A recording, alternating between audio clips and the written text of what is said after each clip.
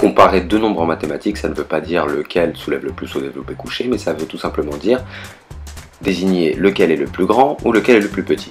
On établit donc ce qu'on appelle une relation d'ordre entre ces deux nombres. Et une relation d'ordre, ça se symbolise tout simplement par ce symbole, qui veut dire plus petit que ou inférieur à, ou bien par ce symbole qui veut dire plus grand que ou supérieur à. On lit bien entendu ces symboles de gauche à droite, et c'est un symbole très intuitif puisque le plus grand écart se trouve du côté du plus grand nombre.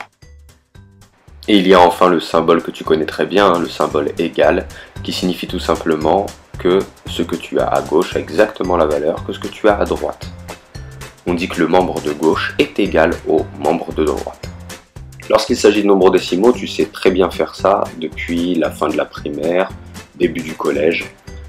Ce qu'on fait, on compare les parties entières, si elles sont égales, on commence à comparer les parties décimales à partir du rang des dixièmes, jusqu'à ce que l'on trouve donc lequel est le plus grand et lequel est le plus petit, automatiquement.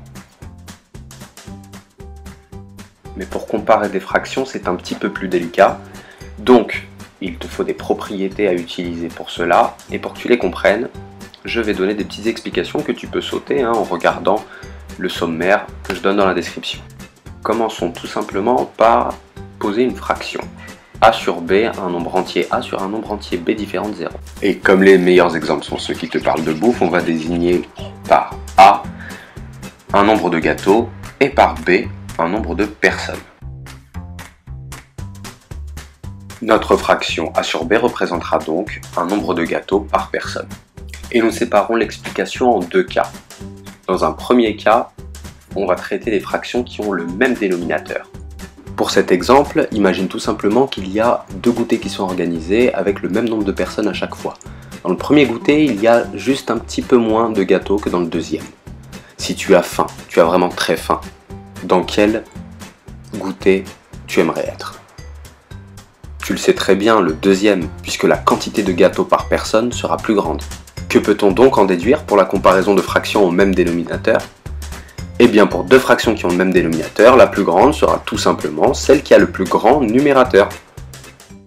Pour cela, je vous écris donc la propriété du cours.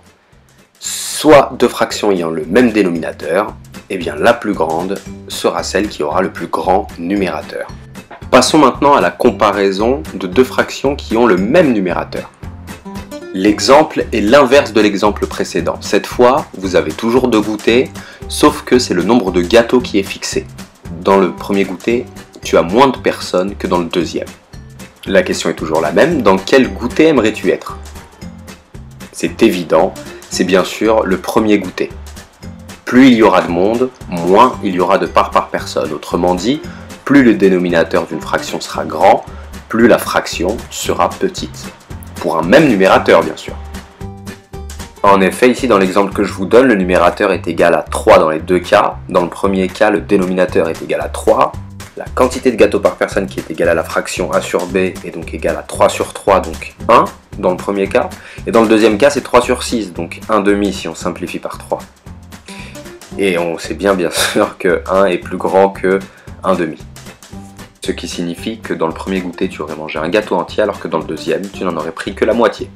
Alors ici, bien sûr, je te donne la propriété de cours qui va te permettre de comparer des fractions qui ont le même numérateur. Donc si tu as deux fractions qui ont le même numérateur, comme tu as pu le voir avec l'exemple précédent, la plus grande, ce sera celle qui a le plus petit dénominateur. Pour résumer, on peut donc dire que pour une fraction donnée, elle augmentera si on fixe son dénominateur et qu'on augmente son numérateur. Et elle augmentera si en fixant son numérateur, on diminue son dénominateur. Ce que je peux faire, c'est te donner aussi la formulation mathématique de ces deux propriétés. Alors pour la première, c'est que deux fractions A sur C et B sur C. Si A sur C est inférieur à B sur C, cela veut dire, ou ça équivaut à dire, que A est inférieur à B, que le premier numérateur est inférieur au second. Symétriquement, si on a deux fractions qui ont le même numérateur, l'une A sur C et l'autre A sur B, alors A sur C est inférieur à B sur C voudrait dire que le dénominateur de A sur C, c'est-à-dire C, est plus grand que le dénominateur de A sur B, c'est-à-dire B. Alors attention, il y a quand même deux petites choses à savoir, deux remarques super importantes, c'est des cas particuliers. Si une fraction est égale à 1, alors automatiquement ça veut dire que son numérateur est égal à son dénominateur. Réciproquement, si on a un numérateur qui est égal au dénominateur, tu peux automatiquement conclure que la fraction est égale à 1. Alors ça vient d'une propriété que tu connais sans doute depuis la classe de 6e, voire avant. A sur A, pour A différent de 0 bien sûr, est toujours égal à 1. Un nombre divisé par lui-même donne toujours 1.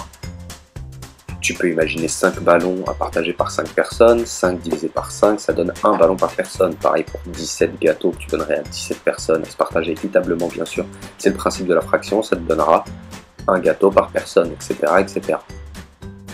La question qui revient souvent, c'est est-ce qu'il faut mettre les fractions au même numérateur ou bien au même dénominateur pour pouvoir les comparer? Je vous invite d'ailleurs à regarder l'épisode sur la transformation de fractions. Eh bien la réponse est dans la grande partie des cas oui, mais il existe des petites astuces que vous allez remarquer dans cet exercice que je vous propose. Alors je vous encourage à appuyer sur pause, recopier l'énoncé bien sûr, et essayer de le faire. Je mettrai la correction dans une prochaine vidéo. D'ici là, portez-vous bien, bossez dur, il n'y a que comme ça qu'on devient balèze en maths. Ciao les boss!